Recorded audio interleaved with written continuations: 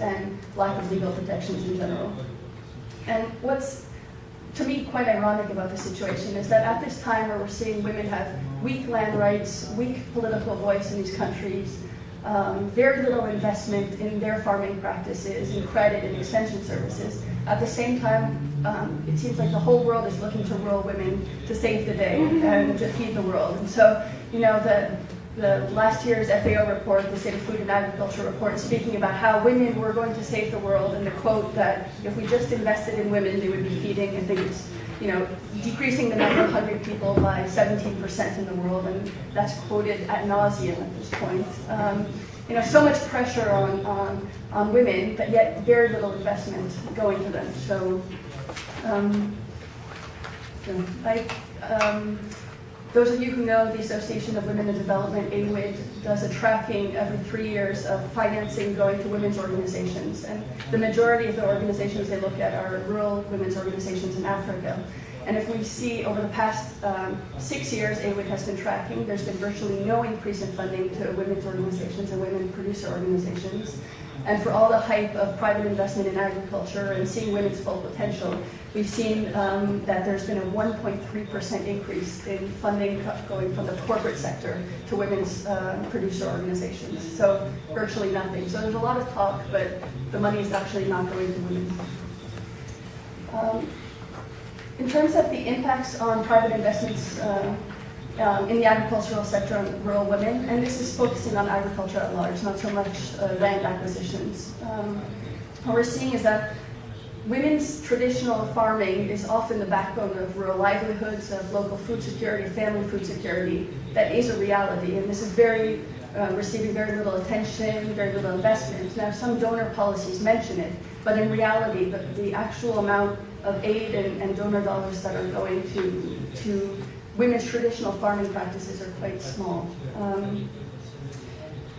When we see around negotiations on land use and land transfers, as I said, women are rarely at the negotiating table. So oftentimes there'll be male relatives or male community leaders in the community that will be willingly leasing or selling off land that women rely on. And there might be some benefits for some, but for women, oftentimes they have little recourse and they're not getting a great deal out of these negotiations.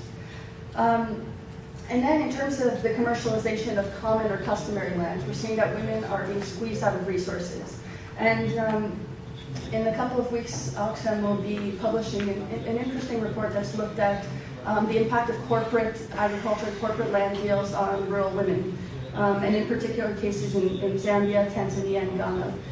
But what we're seeing is that even in cases where a company meant well, invested, negotiated with local communities, there's collateral damage for women. So, for example, in the case of Zambia, we've looked at a company called Zambeef that has fenced off communal land that it's acquired, that women used to rely on to gather fruits and in particular mushrooms for local food consumption. Now they're saying that because of these electric fences that have been put around, they no longer have access to that food, and that food is rotting. So they can see it there, they just don't have access to it. Now this was not directly their land was not stolen from them. The land that they relied on for basic food consumption is gone. And we're seeing the same in Tanzania. We've looked into a Scandinavian company called Green Resources that's producing charcoal and forest land. And this is forest land that women used to rely on to get coal, charcoal for their families. So very minimal use of it. And now that charcoal is being sold to urban consumers that have much more purchasing power. And so women are squeezed out of a resource that they relied on. So again, the case that's not directly land that women were living on, but that they had access to resources that are now gone. And this is not even to speak of the whole issue of water, where commercial agriculture is very water intensive and is draining water away from communities, and so increasing the time burden on women. Now, there's a lot of interesting work being done by local women's organizations and feminist movements looking at the impact of the corporate farming model on women. And we're seeing that in this rush to invest in African agriculture, there's a move from subsistent crops or food staples to cash crops, commercial crops. And crops, you wouldn't think, but they're gendered. There's a gender. So when a crop becomes more profitable or is targeted for the export market, all of a sudden women lose control of it. And we're seeing even the case of, for example, of cassava that is usually controlled by women. Now there's research into having this, looking into the potential for biofuel production out of cassava. We're seeing there's interest of men in the crop that hasn't been before. So this is just an example, but oftentimes we're seeing crops change hands. And we're also seeing that there's major investments in agriculture that are being made in sectors that are not touching women at all. So for example, chemical fertilizers, major investments in chemical fertilizers, and women are saying, no, we're not seeing any of this. We don't need this in our food production. And again, less land available for local food production when there's commercial agriculture that's mostly export oriented. And then we're seeing the plantation farming model. There has been an increase in women's labor in plantation farming, and you could think more income is a good thing for women, but oftentimes women are mostly in seasonal labor. They're less paid. They can't get hired when they're pregnant. Most of the times we're seeing that contracts are linked to a woman's husband. So, for example, if for some reason they separate, the woman has no longer access to that contract and can no longer live on the land of the plantation. And this we're seeing in particular in South Africa, where many women are losing their homes because their plantation contract is tied to their husbands. And then again, one other piece on the plantation farming model. This is a model that's using enormous amount of land, lots of investment is going into it, but we're seeing it's not labor intensive. So yes, there are investments, but there's very few community members in general that are actually being employed. So in an earlier panel we talked about job creation. This is not where the job creation is coming from. And again, I want to mention the example of the Green Resources company in Tanzania. So this company received an $18 million loan from the lending arm of the World Bank. Has purchased 15,000 hectares of lands for forestry production. And after all of this, they're employing, as of today, 48 people, and that's 6 women. So if we're talking about investments to support the local economy and agriculture, that's not where it's happening. So at Oxfam, we're often asked, well, does this mean you're anti-investment? Does this mean that no investment can work? And so we're constantly struggling to say, well, no, we're not against private investment. It's just often isn't working out for local people and women in particular. And so we've been really pushed to say, well, what would a good investment environment look like, and what would a good investment in agriculture in particular look like? And we've seen that securing people's rights and control over resources is the first step. So taking people's land away is never the right kind of investment, no matter how well it's managed. Keeping resources and land in particular in men and women's hands is the surest way to combat poverty. It's not by taking those resources away. We've seen there's new voluntary guidelines on the responsible governance of land, fisheries and forestries. These need to be implemented at a national level. But also protecting communal land. So it's not all about individual land titling, and women are telling this. Once they have individual land titles, it's easy for other people to buy from them. For a bidding game to happen and for women to actually lose their land. So it's also about protecting the commons and customary land practices.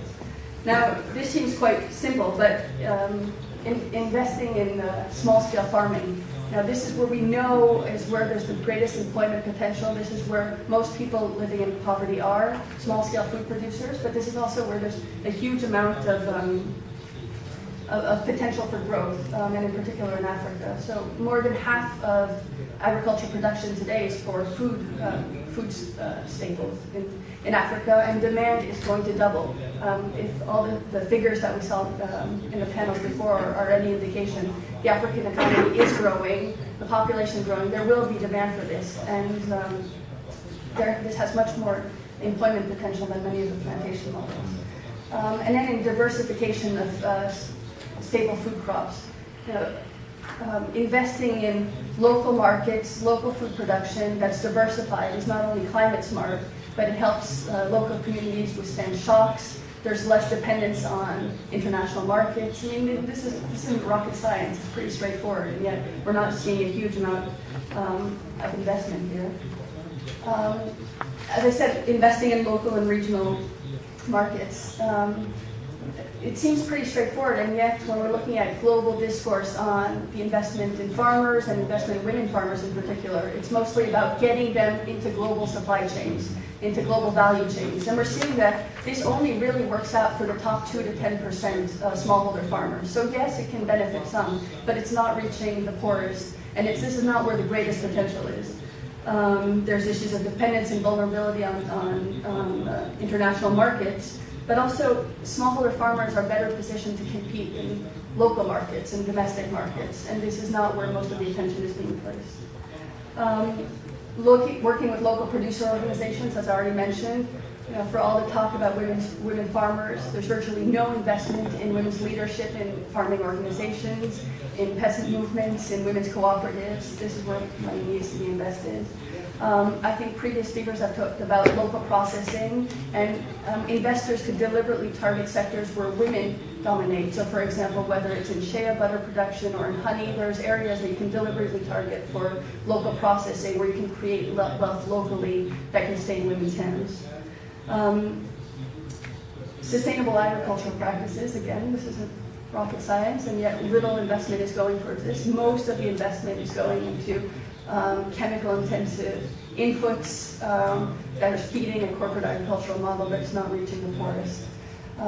And we're seeing that women are still dominating in sectors that are the least skill-intensive, so investing in women's farming skills to get them into those sectors is quite necessary. So I see I've run out of time. If I may, just one more point, I'll do it now, and then I'll be done with.